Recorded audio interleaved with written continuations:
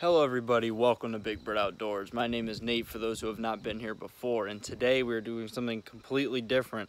I'm actually going to show you guys how we make our own fishing weights at my household and go through the whole process with you and show you how we do it. We do it 100% handmade, hand purified, completely recycled lead. So I'm just going to show you the whole process of how we go through it, all the different tools we use, and we'll jump right in it.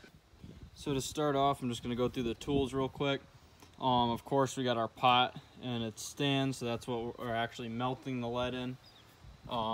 It gets up to about, I think, about 700 degrees Fahrenheit, if I'm correct.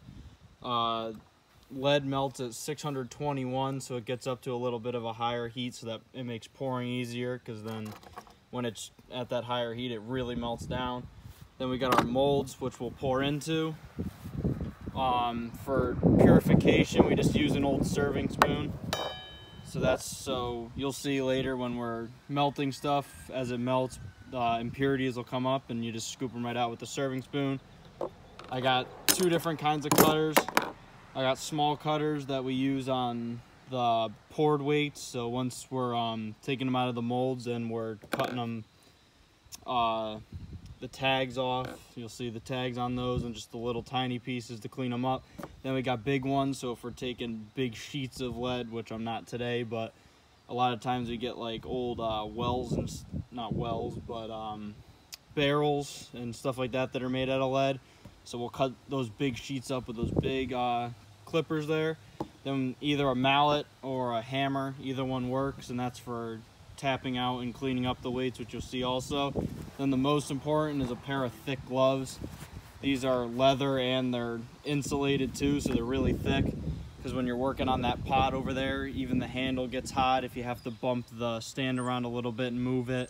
The molds also get very hot when you're pouring, so you just want to have your hands covered to avoid any burning. So I'm going to plug the pot in. It takes about 15 to 20 minutes to get up to heat.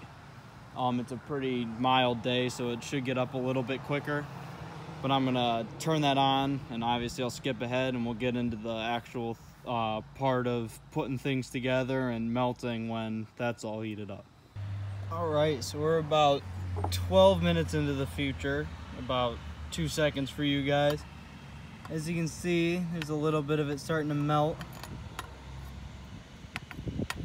So that's what it'll look like when it's all melted. It'll all look like that. It's starting to break up. There's still some solid in there, so I'll let it go about another 5 minutes. That way it's fully melted, of course, and then it also gets up to a nice high heat, which gives us a nice pour. Waiting for our last few minutes of that getting ready. I'm just gonna fill a bucket up with about a quarter of the way with water. This is gonna be for when we actually pour the weights, and then we let them set for the time allotted. I'll go through that as we get into the video, but after that's done, then we'll put them in the we do nice cold water, so that when the weights go in, they get down to a nice cool temperature, so then only a few minutes later I can go and actually handle them safely. So that's about where I want it. So there's our bucket of water, and we'll take this over here and we'll put it on the seat right here. And so now that's ready, and we'll give that a couple more minutes. My right hand, so now I'm 100% safe, well, as safe as I'm gonna get. And since I'm gonna do the whole purifying process, I'm gonna take a few of these tire weights, so I can show you something that's not pure lead. Like you can see, it's rusty, and it's got these steel connectors on them, whereas I could just throw these ones from the other day that are 100% purified and go through, but you'll see how we actually get those later. But I'm gonna go something that's not at all purified, obviously. And you can see it's there, it's melted. So as I put it in, I can pretty much push it right in, and it'll melt its way in slowly. Then I can just let it sit, and it'll go in. So as you can see, I already have a decent amount of lead in here. When we finish, we let that solidify about halfway full. There we go. So that way we have some hot lead in there already, which makes it easier to melt from the start. So now, as you can see, that steel that was in there and a bunch of the rust came up after the actual lead melted. So we're just gonna go through and scoop that out and dump it on my board.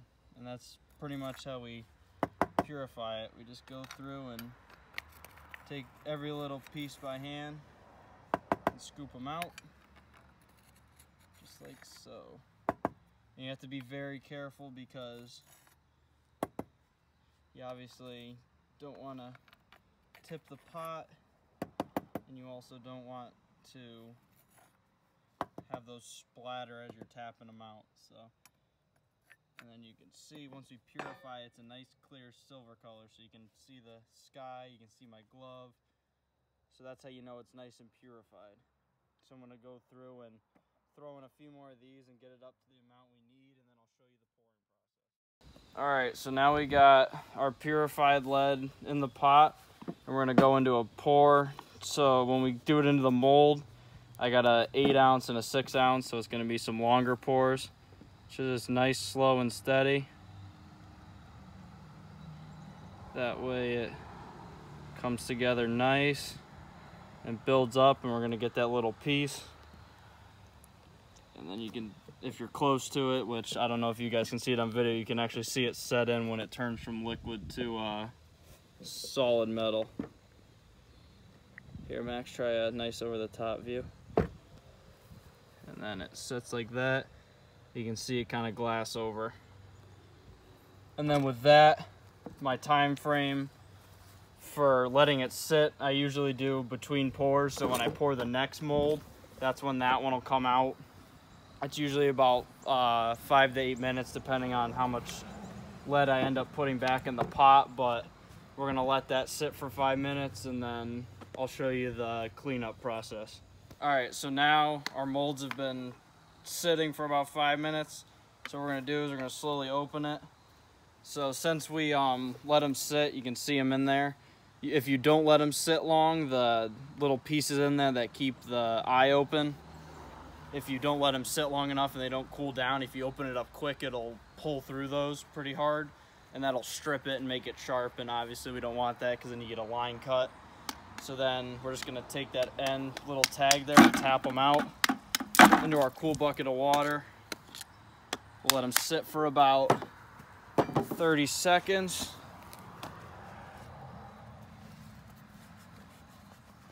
And then, here, I'll take the gloves off. So now they're cooled down. As you can see, those are both really good pours, no real cracks or anything.